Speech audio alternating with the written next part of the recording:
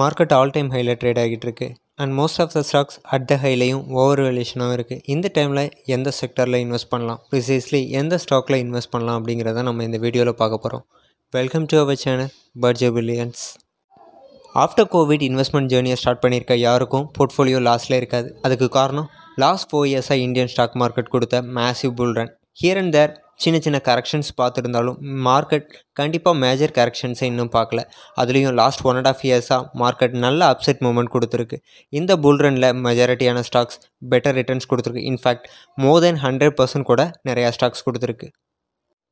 இப்படிப்பட்ட புல் ரன்லையும் சில செக்டார்ஸ் இன்னும் அப்செட் மூமெண்ட் கொடுக்காம இருக்குது. எப்போவுமே மார்க்கெட்டில் ஒரு செக்டார் ரொட்டேஷன் இருக்கும். ஸோ இப்போ கன்சிடர் பண்ணுற ரேஞ்சில் இருக்கிற செக்டார்ஸ் என்னென்னு பார்த்தீங்கன்னா pharma, FMCG, banking, finance, chemical, இந்த செக்டார்லாம் தான் இப்போது இன்வெஸ்ட் பண்ணுற வேல்யூவேஷனில் இருக்குது.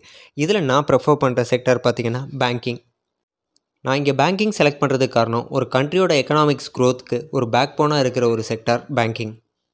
ஸோ அப்கமிங் இயர்ஸில் இந்தியாவோட க்ரோத் பார்த்திங்கன்னா மேசிவாக இருக்கும். இதுக்கு பெரிய பேக் போனாக இருக்க போகிறது பேங்கிங் செக்டர்னு நான் நம்புகிறேன். ஸோ நான் பேங்கிங் செக்டரை இங்கே சூஸ் பண்ணுறேன். பேங்கிங் செக்டரில் டாப் பிளேயர்ஸ் எல்லாமே லாஸ்ட் 2 இயர்ஸில் எந்த பெட்டர் ரிட்டர்ன்ஸ் கொடுக்கல. எஸ்பெஷலி HDFC மோர் தென் 2 இயர்ஸாக ரிட்டர்ன்ஸே கொடுக்கல. இதுக்கு டீமர்ஜர் ப்ராசஸ் ஒரு காரணமாக இருக்கலாம். அதை தவிர வேறு எந்த ஃப்ளாவும் இந்த HDFC பேங்க்கில் நம்மளால் பார்க்க முடியலை. ஸ்டில் HDFC பேங்க் கன்சால்டேஷனில் இருக்குது. பட் ஒன்ஸ் சூட்டப் ஆகிடுச்சு அப்படின்னா இது பெட்டர் ரிட்டர்ன்ஸ் கொடுக்கும். ஸோ HDFCயை இந்த ப்ரைஸில் கன்சிடர் பண்ணலாம். Then Kotak Mahindra bank. இந்த ஸ்டாக்லையும் லாஸ்ட் 1 இயரில் hardly produced any returns. But large cap banking ஸ்டாக்கில் ஒன் ஆஃப் த பெஸ்ட் பிக்காக இருக்கும். ஸோ 1800 ரேஞ்சில் we can consider for long run. Then ICICI bank, Axis bank consistent performance கொடுத்துட்ருக்க பேங்க்ஸ். ஸோ இதையும் நம்ம கன்சிடர் பண்ணலாம். லாஸ்ட் 1 மந்தாக டீசென்ட் கரெக்ஷன்ஸ் வந்திருக்கு. ஸோ இங்கே பை பண்ணுறது பெட்டர் ஆப்பர்ச்சுனிட்டியாக இருக்கும்.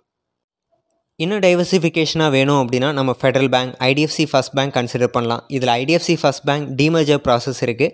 IDFC லிமிடெட் ஷேர்ஸை வந்து டீமர்ஜ் பண்ணிவிட்டு IDFC பேங்க் நம்மளுக்கு கிடைக்க போகுது. ஸோ இதுக்கு ஆர்பிட்ராஜ் பெனிஃபிட் இருக்கான்னு பார்த்து நீங்கள் பை பண்ணுறது பெட்டராக இருக்கும். மேலே சொல்லியிருக்க ஸ்டாக் எல்லாமே லாங் ரனுக்கு பெட்டர் ரிட்டர்ன்ஸ் கொடுக்கும். Again this not by R sell recommendation. நம்மளோட வியூவில் எந்த ஸ்டாக்ஸ் பெட்டராக பர்ஃபார்ம் பண்ணும் அப்படிங்கிறத நம்ம இங்கே சொல்லியிருக்கோம்.